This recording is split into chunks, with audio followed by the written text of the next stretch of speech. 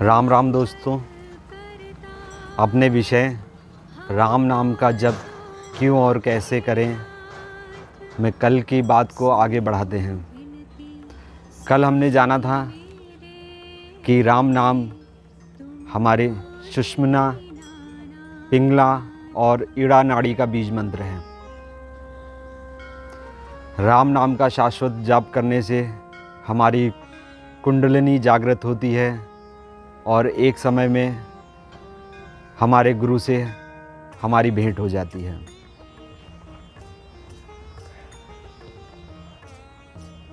इसमें आज हम जानते हैं कि राम नाम का जप करने से और क्या क्या होता है। इस कली काल में साधारण मानव का वेदों का ज्ञान प्राप्त कर पाना एक बहुत ही कठिन कार्य है। यदि हम राम नाम का शाश्वत जाप करते हैं तो हमें उस परमात्मा के परम तत्व का ज्ञान प्राप्त हो जाता है, जिससे मानव के अंदर समभाव आ जाता है। अब हमारे मन में ये प्रश्न आता है कि राम नाम का जप करने से हमें वेदों शास्त्रों का ज्ञान कैसे प्राप्त होता है।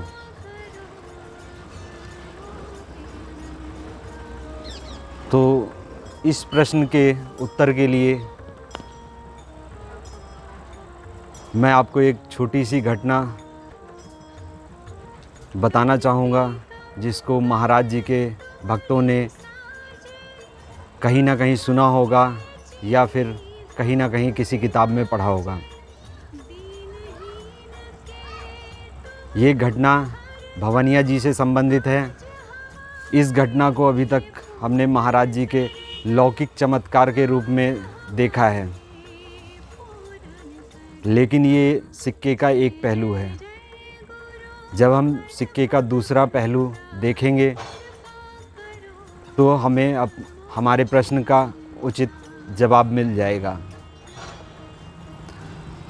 आप सभी जानते हैं कि वृंदावन धाम में जब महाराज जी ने भवनिया जी को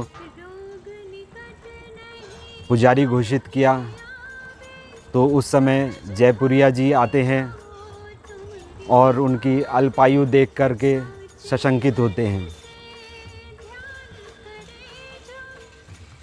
उन्हें लगता है कि ये इस अल्पायु में इन्हें शास्त्रों का ज्ञान, गीता का ज्ञान होगा या नहीं होगा। ये कैसे हनुमान जी की सेवा कर पाएंगे, कैसे लोगों का मार्गदर्शन कर पाएंगे।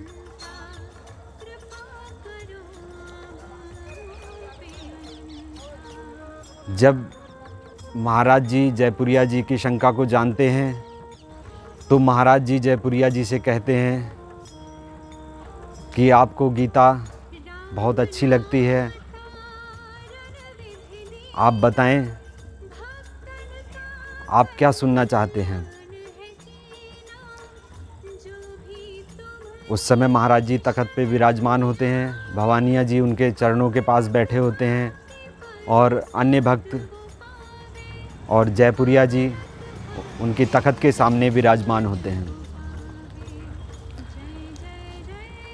जयपुरिया जी कहते हैं कि मैं गीता का 11वां अध्याय सुनना चाहता हूँ।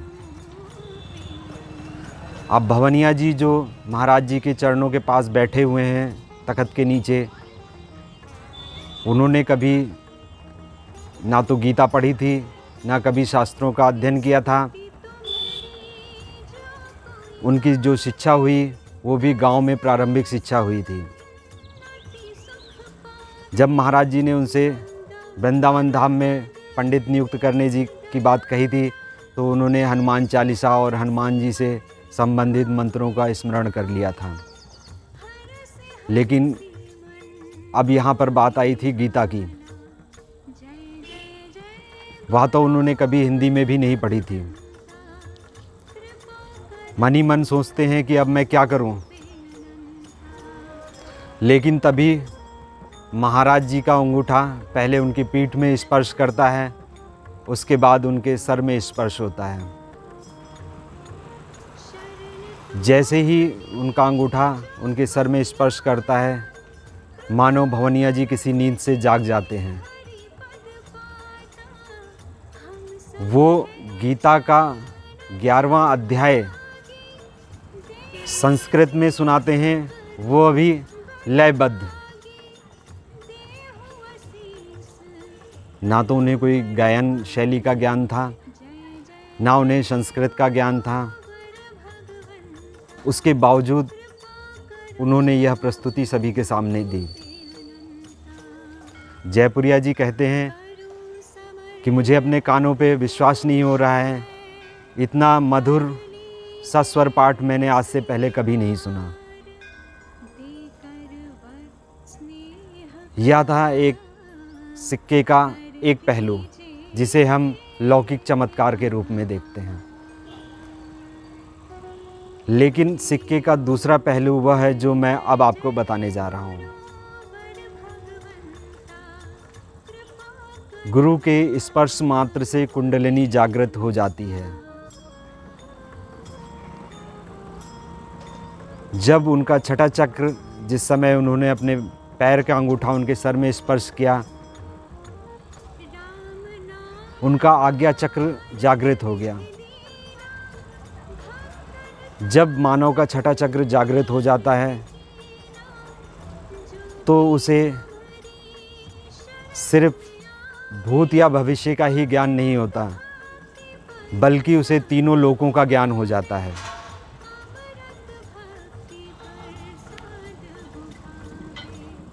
जयपुरिया जी ने उस समय यदि उनसे गीता का 11वां अध्याय, तो बहुत छोटी सी बात कही उन्होंने, यूँ समझिए कि बहुत रत्ती भर मांग की उन्होंने।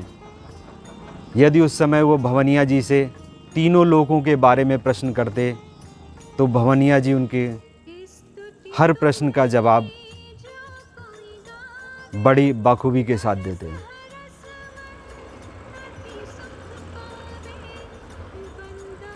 तो जब हम राम नाम का शाश्वत जाप करते हैं तो हमारी कुंडलिनी जागृत हो जाती है। फिर हमें ये किताबी ज्ञान की आवश्यकता नहीं रह जाती। प्रकृति में मौजूद हर एक तत्व का तत्व ज्ञान हो जाता है।